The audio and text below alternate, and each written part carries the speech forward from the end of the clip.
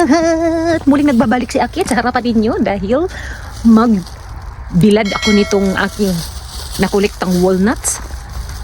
Naghahanap ako ng spot kung saan ko pwedeng ilatag ito. Siguro dyan na lang sa wall ninyo. Charis. Dito ko banda ilagay sa may bintana dahil ito lang yung lugar kung saan may araw. Hindi ko pwedeng ilagay dito sa walang roof dahil baka kasi ito at least dito safe. Ilagay ko pa naman to sa cake. Pasensyahan nyo na yan ang aming bintana na puno ng alikabok. Ang aming mga roulette, wala na kaming time na para linisan yan dahil taglamig na. Halos everyday umuulan, malakas yung hangin, lahat ng alikabok nasa bintana na. Hala, kailangan ko pala itong palitan ng aking eyeglass. Every summer ko lang yan nililinisan yung mga roulettes. Hayaan mo na, wala naman kaming bisita eh. Buisita lang. Anyway, hindi pala pumasok si Philip at si Alex sa araw na ito dahil pumunta sila ng doktor. First of all, i-double check ko lang ang aking mahiwagang garden. Kung buhay pa ba itong mga nakatanim dito dahil masyado nang malamig. Kukuliktahin ko naman to ulit. Kung baga, wala na tong flowers. May nakulikta naman ako. Kulang pa yun. Dahil may plan akong itanim ang mga bulaklak na ito dyan sa puso ninyo. Chares! Para hindi ninyo ako makalimutan. Ganito na pala ang nangyari sa aking maliit na garden. Ito na lang naiwan. Tinanggal ko na po yung kamatis. Nabubulok na dito. Ang bell pepper ko, wala na tong pag-asa. Masira na yan. Saka palang wala na. Taglamig na. Ay, ito pa pala. Kailangan kong ikulik ito. Wala na rin, oh. Oy, nikuyos na. Sa sobrang lamig. Hindi ko na din ito pwedeng matanim. Dahil hindi naman lumalaki ang seeds. Nasira na rin. Late na ata akong nagtanim eh. Nanginginig na rin ako sa sobrang lamig. Ito, pwede pa to. Wala na, pati beans ko. Nasira na rin. Palibhasa kasi hindi ito mainitan dito eh. Paghahanda para sa aking pagtatanim, ang tulips, itanim ko dito first week of October. Kasi yun daw ang perfect timing. Ang tulips, namumulaklak lang yan sa tuwing spring. Hindi maabutan ng summer, mamamatay din sila. Ang tinanim kong bulaklak dito, makasurvive yan sila for winter. Yan ang mga bulaklak na matibay yung sikmura. Ginawang tao eh. Nilagyan ko to ng design. Ngayon nawawala na yung mga bato. Natabunan na ng lupa. Maliit la garden lang to. Ang bagay lang dito, flowers lang. Hindi pwede ang vegetables dito. Mamamatay dahil hindi nasikatan ng araw. Good luck sa fruits ni Vladimir. Mali naman tong pagkabili ni Vladimir sa mga prutas. Wala pang proper place kung saan itanim yan. Ayan, namamatay na yung iba. Ito patay na yan. Ewan ko magkano ang bili niya yan. Namatay. Ewan ko ba sa kanya eh. Ewan ko kung makasurvive yan sa winter. Iiwan ko lang sila dito sa loob. Ayaw nilang lumabas. Ipagpatuloy ko yung pamumulot ng walnuts. Sayang naman. Mamaya ko na ipakita sa inyo kung ano ang nasa katawan ni Kuya Alex. Dala ni. Ahoy. Dobre? Kukunin ko lang tong aking maliit na bucket, which is nandito rin ang walnuts na napulot ko nung nakaraang araw. May laman pa to, Nangamoy. Kailangan kasi itong ibilad sa araw eh. Uy, sana Lord walang ulan today. Kaya pala ang daming nahulog dito sa lupa dahil malakas pala yung hangin nung nakaraang araw. Nawala na naman si Haring Araw. Tignan nyo yung dahon unti-unti nang nalagas. Magiging kalbo na naman yan. Marami pa namang naiwan Kung siguro bagyo ang dumating dito sa Slovakia lahat ito malagas ang mga bunga.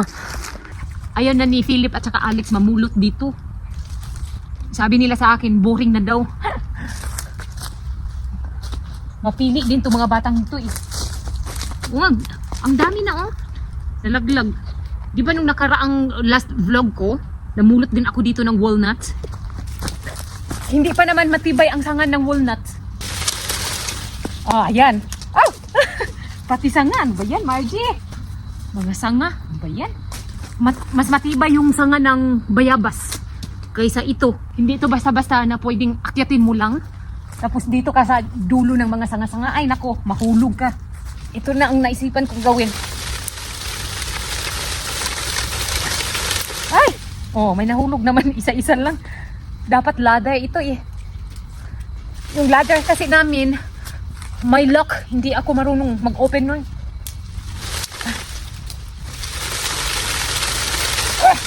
Ouch! Sayang naman kung hindi ko to pupulutin.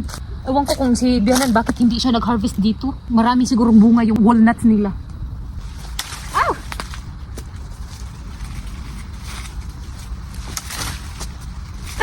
Nakakuha pa ako ng isa. Oh. Dito banda marami din.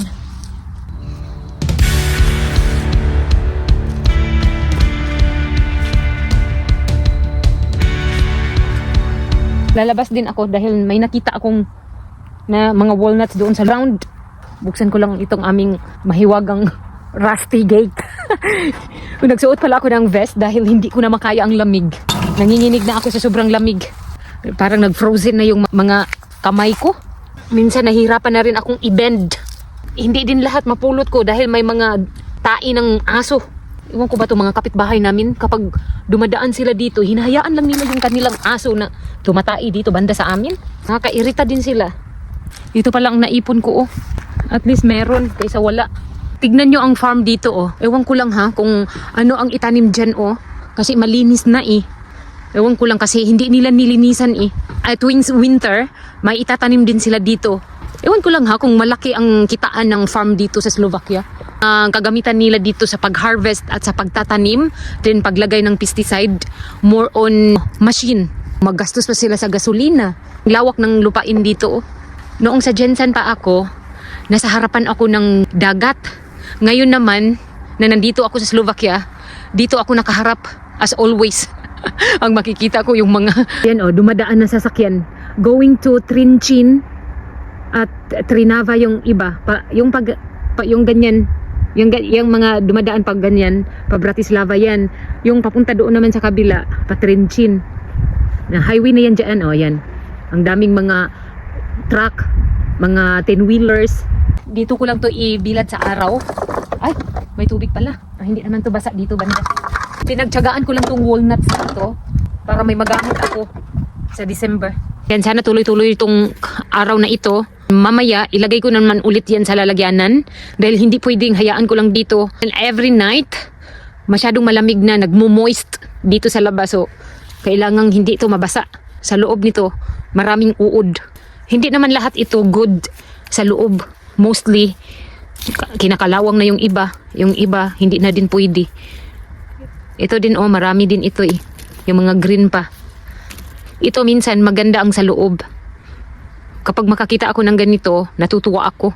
Nandito na ako sa loob. Ano kayang ginawa niya? Ha? Kaka?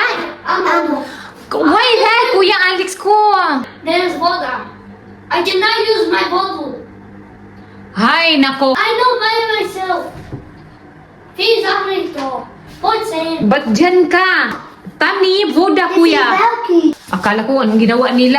Mamaya pa pala, may tatapusin kaming homework ni Kuya Alex. Ito sa Prosim. You have dirty hands. Ano? Kailangan ko daw mag-wash. Go Vaughn. Prosim? Go Vaughn. Von? Ano is the oil? Hotovo? Hotobo? Ano? And you have to clean up that. You're so greedy. You are so greedy. Greedy? You don't know what does it mean? Nag-circle balintong na yung mga chairs. Pag nandito yan si Philip at Alex sa bahay, wala silang ibang ginagawa kundi maglaro or kahit ano nilang maisipan nila. Anyway, may papakita ako sa inyo. Itong aking kalamansi. Tignan nyo ha kung anong nangyari. Shock siguro ito. Nilagay ko to sa labas nung summer. Ngayon na autumn na, nilagay ko na naman ito sa loob. Ang katangahan ko, nilagay ko doon sa room ni Kuya Alex, tapos binuksan ko yung bintana. Tignan niyo kung anong nangyari. Oh. Nalaglag yung dahon. Ito na lang ang naiwan. May bunga na sana ito. Maraming bunga ito. Nalaglag. May naiwan naman na ilang pirasong bunga. Pero iwan ko kung makasurvive yung naiwan. Then, ayan oh, kinakausap ko nga ito na hindi dapat mamatay. Dahil mahal pa naman ito, 23 euros. Tapos ito lang ang nangyari, oh. Laglag na naman. Ano sa palagay nyo, mabuhay pa kaya to? Or mamatay na yan? Within 2 weeks, dapat once lang siya diligan. Or else, i-check lang itong dito sa wet or dry. Nag-worried ako nito, baka mamatay, sayang naman. So sabihin na talaga ni Vladimir na hindi ako marunong mag-alaga ng plant. Dito ko na nilagay sa sink banda. Mas naaarawan dito every morning. Kung maganda yung panahon, dyan ko yan nilalagay. Dahil mas sinter ito sa init. Ay, nalang. Panay ang research ko niyan. Wala na daw akong magagawa, kundi ilagay lang siya sa proper place kung saan maaarawan. Na-board sila Philip at Alex dito sa loob. Lumabas sila. Titingnan ko kung ano ginawa nila dito sa labas. Sinampay ko pala. Guy, malamig na. Nawala na naman si Haring Araw. Nasaan sila, oh. Nagdala ng laruan si Kuya Alex dito. Ay, talaga to mga batang to. Kahit ano lang maisipan nila. Bago kasi yan ang kanyang laruan na monster truck. That's just a race car. Ah, turobis Philip ko. You have to eat orange. Aha, namulot daw siya ng walnuts. We just found 2 walnuts. Dije, kariklo, because idi may dunotra. Hindi mo pa nagawa yung assignment mo, kuya. Dahil inuna mo dito sa labas. Ito talagang batang to eh. May kondisyon ako sa kanya na dapat gawin ng maaga yung kanyang assignment para makapanood sila ng TV na maaga din. Ay nako, wala silang ibang naisipan kundi lumabas. Ayun, wrong timing pa. Wala ng araw. Mahangin pa.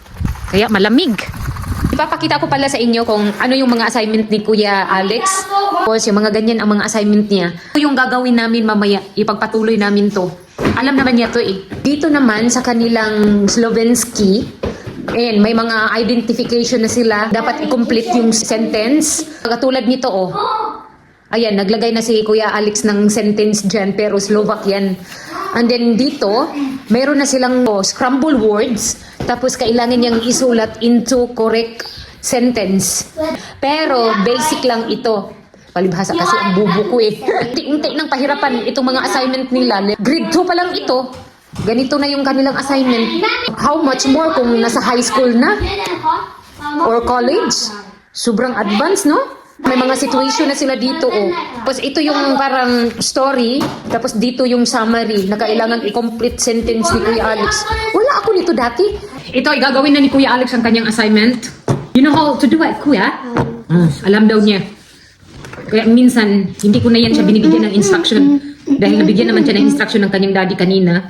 At alam naman din niya itong plus at saka minus. Hindi na siya gumagamit ng buwagang daliri.